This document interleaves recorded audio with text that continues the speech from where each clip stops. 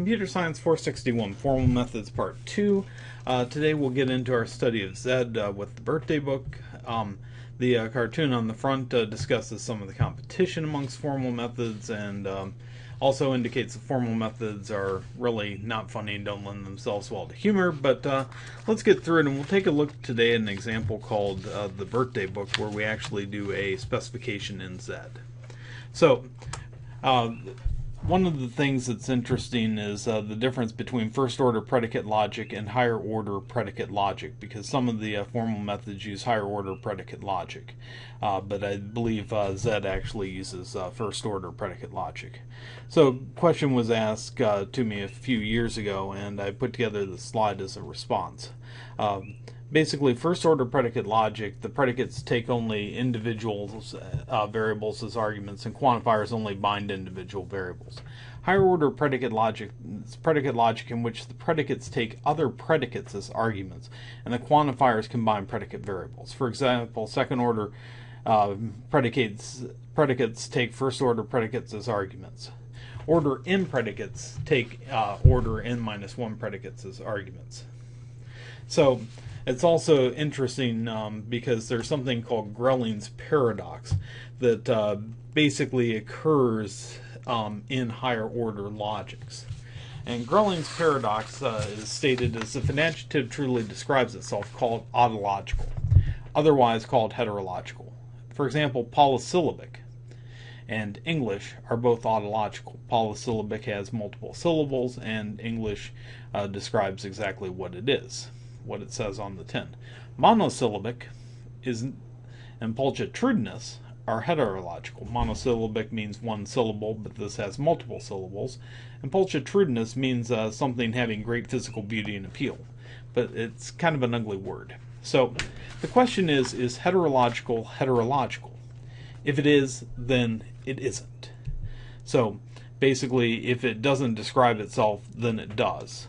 If it isn't, then it is. So Grelling's paradox is one of those things you can go round and round with. The important thing is you can express it in first order predicate logic, but it's difficult to prevent in the higher order predicate logics. So we'll try to keep it nice and simple with our discussion today. So let's talk about this example of the birthday book.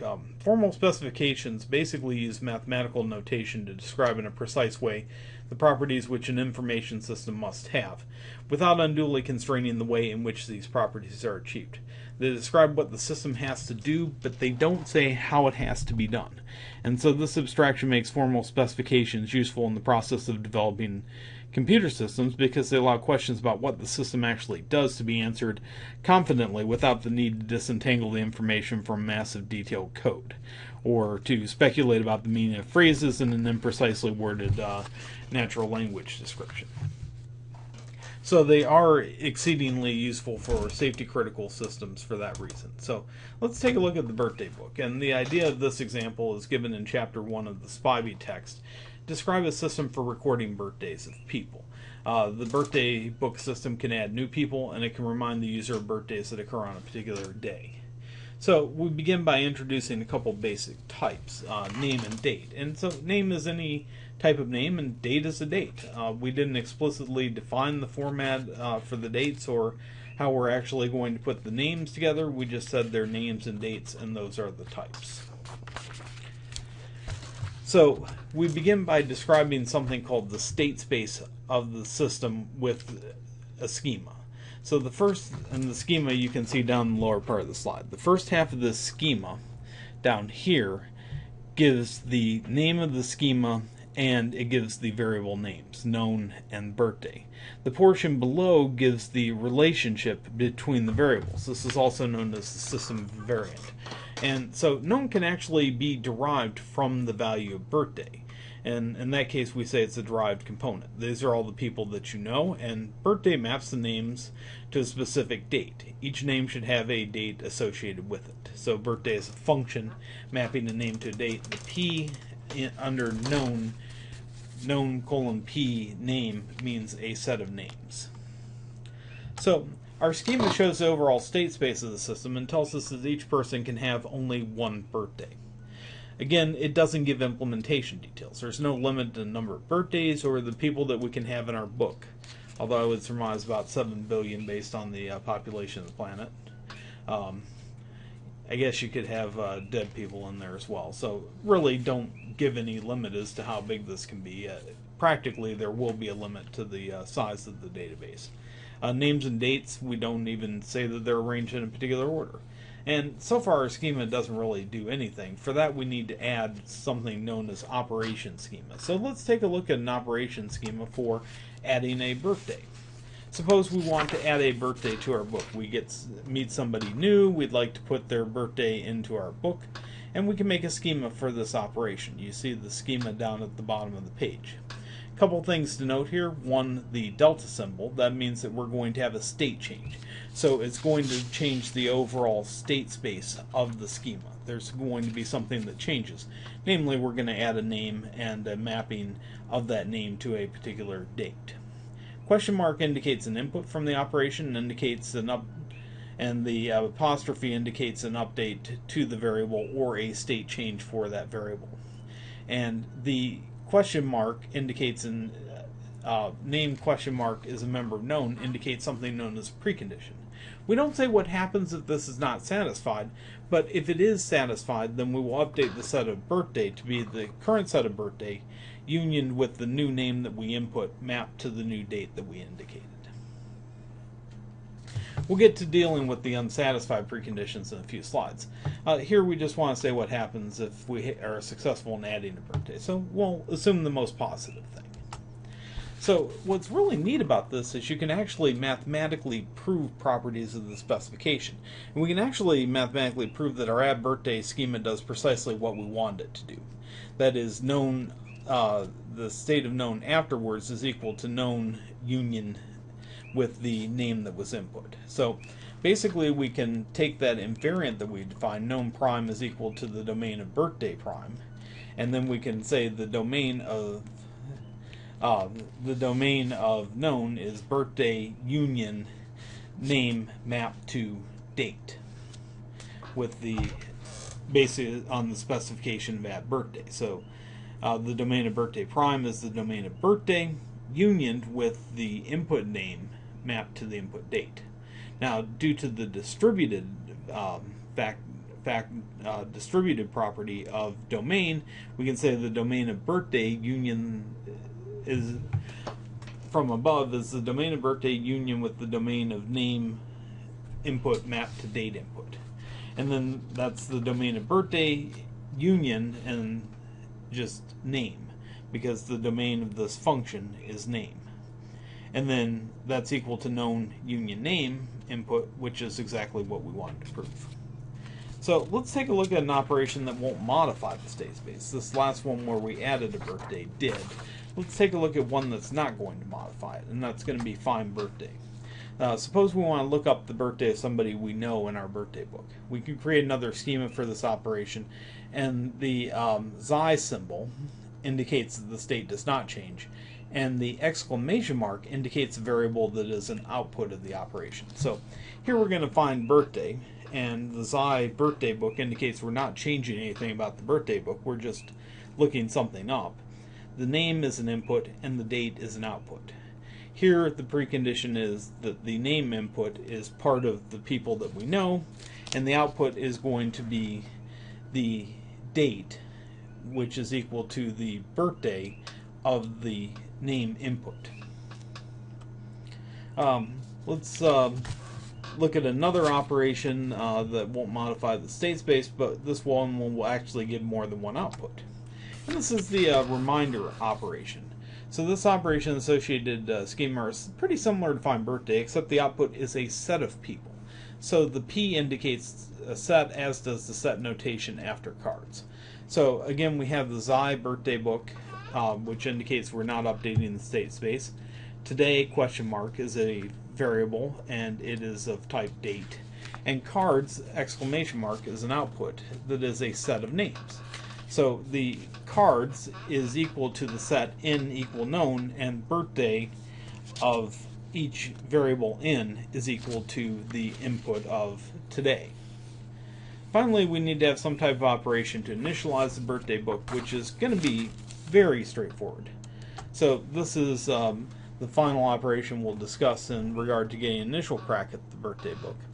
And this allows us to initialize it. Note that setting known equal to empty set also sets birthday equal to the empty set as per our initial schema. Now, in practice, with some of the Z tools, you have to do a bit of a workaround that's a little nasty. So that's one of the frustrations I think people have with the tools. But mathematically, it's fairly easy to specify. So far we have a pretty good specification to initialize, add, find, and remind us of birthdays. However, there are some weaknesses in the specification. So the specification schemas that we've given on the preceding slides are pretty good as long as we don't have any error operations. Remember, we had the preconditions when we assumed they were satisfied. We also didn't discuss how to actually implement our birthday book. So let's look at attacking the first problem and strengthening our specification. We don't want to throw out the stuff that we've already done because that's kind of wasteful, and we don't actually have to throw it out in order to create a more rigorous specification. In particular, we can describe the errors that might be detected and the desired responses to them in separate schemas. We can then use a tool called the Z Schema Calculus to combine two or more schemas. So let's start by putting together something called report, and this is a feedback mechanism. So we can actually create a type that only is going to take on three values that are dependent on the outcome of our operation. So here, report is a type, and it can be OK, already known, or not known.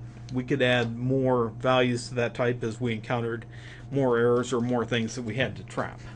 And then we can define a schema for success that says the result is OK without specifying how the state of any given schema changes.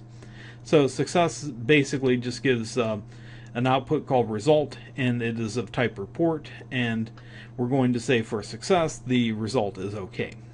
And notice in creating the type we specified all the values that it can take, and for the success schema we just indicated that the result that we wanted was OK. We're going to actually combine it with other schemas so that there is actually a report and a result given from the other schemas. We can also create a schema for a condition where we try to add a name to our birthday book that's already known to us. So we try to put somebody in and they're already in the book. Notice here in already known we have the xi for the birthday book, so the state space does not change under the execution of the schema. Name is the input, it's of type name. Result is the output, it's of type report. Name is already known, and so the result will be already known. So we'll actually get a result back that was defined on the previous slide. Now we can use the Z Schema Calculus to combine our three schemas, add birthday, success, and already known, to create a more robust version of our birthday book. So as in first order logic, the up caret indicates and the down caret indicates an or operation. So our add birthday schema is a robust version of add birthday, and our add birthday is equal to add birthday and success, or it's somebody we already know. So that's a more robust version of the schema, and we can just specify it logically to combine the two. We can also do this directly into one large schema if we want to be more explicit about what we're doing. So here we're still going to use first order logic, but we don't explicitly write that nothing changes as a result of our error operation. We're just going to assume a change, and if there's not, then that's okay as well. So name is an input of type name, date is an input of type date, and the result is going to be an output of type report. The name, if it's not known, and birthday prime gets equal to birthday union named mapped to date, and the result is OK. If the name input is known, then birthday prime, the updated birthday, is equal to the current set of birthday, and the result is going to be already known. So we can actually combine them directly and explicitly into a robust version. We can also make find birthday stronger. We already have our success schema, but we need to add a schema for a condition where a person's name's not known in the birthday book. We can then combine our three schemas in a manner similar to what we did for add birthday. So here, not known, we're not going to update the birthday book, so we have the xi birthday book. Name is an input of type name, and result is an output of type report. the name is not known, and so the result is not known. The robust version of find birthday is then find birthday and success, or not known. It's a bit of a challenge. You can try to specify the find birthday directly in a single schema. It's going to actually, when you get done writing it out, it'll look quite a bit like the robust version of add birthday from the previous slide. So the second problem that we identified is it doesn't really give us one of the strengths of formal methods is it says what it needs to be done without saying how it needs to do it, but we can actually go from specification to design using formal methods as well. So basically it's showed us how to use the Z notation to specify software modules and how we can combine these using the schema calculus. Now we'd like to look at techniques to document the design of the program. So the central idea is to describe the data structures used by the actual program, and this is a step called data refinement in formal methods. There are two types. One is direct, proceed from the specification to the program in one step. That works for simple programs. You could do that with the birthday book. And then there's something called deferred refinement, which you continue to refine until you get a concrete program that's reached after several steps. Let's look at a bit of deferred refinement where we don't immediately jump into the code. So in section 1.5, SPIV shows you can represent the birthday book as two infinite arrays, or you could think of them as dynamic arrays or some sort of dynamic data structure such as a vector with a structure. There are a lot of different ways to do this. The point is the specification is independent of the actual implementation. So here we have two infinite arrays. Names is an array of size 1 to whatever of type name. Date is an array of 1 to whatever of type date. And in a real system, we'd have some idea of an upper limit for the number of entries, and error schemas to help us deal with exceeding the limit. Regardless, you can model these arrays mathematically using a function. Name maps something from the natural numbers to name, and dates map something from the natural numbers to date. So the two arrays could match up side by side, and you could look them up independently. Now, you contrast basically this idea of refining the specification to getting closer to an implementation with agile methods where the system is the specification, and you're pretty much dependent on the code to show the system is correct. You can begin to see why formal methods is useful for safety critical systems, because you've already proven that the system is correct before you've actually gone about coding it. So the element names with an index of the array is simply the value of the names I function that we specified in our schema. We can also assign a value using the specification. Basically, if we're adding something to names, then the updated names is equal to names union, and that little circle with the plus in it is the implementation union.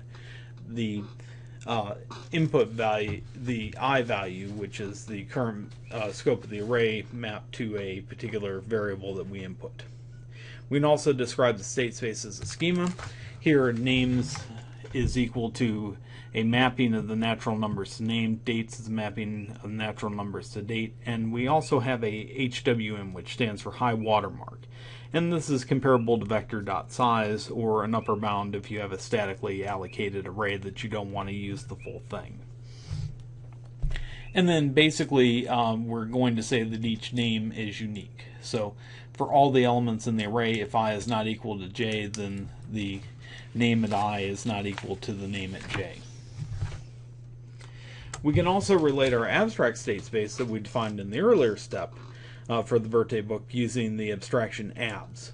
This schema describes the relation between the two state spaces. Note the definition of the abstract notation known in terms of the concrete high watermark, or HWM. And there are several concrete states that may correspond to the same abstract state. So here abs says birthday book that we specified in the abstract is related to birthday book 1, which we went towards a more concrete implementation. Known is equal to the set I from 1 to high watermark of names I. And for all I 1 to the high watermark, birthday of names is equal to date. And it's at that index. So names 1, the birthday is going to be dates 1.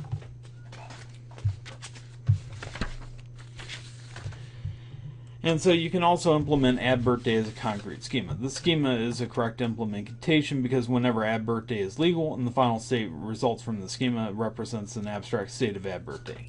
So here we're actually moving towards an actual implementation. We could refine it a further step and then begin coding it.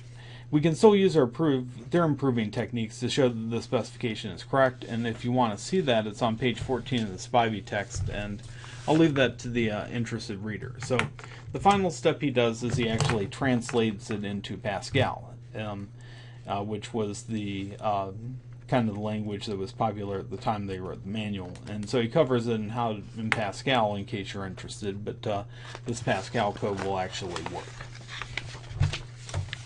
So in general, we want to proceed from an abstract specification to the one that's presented in the code.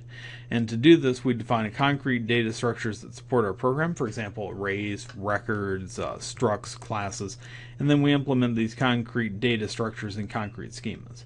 We'll then want to prove our concrete schemas are correct mathematically, and from there we can actually begin to translate these concrete schemas that correspond to the code into code, such as Java, Pascal, Visual Basic, Rust, whatever your favorite language is at the time.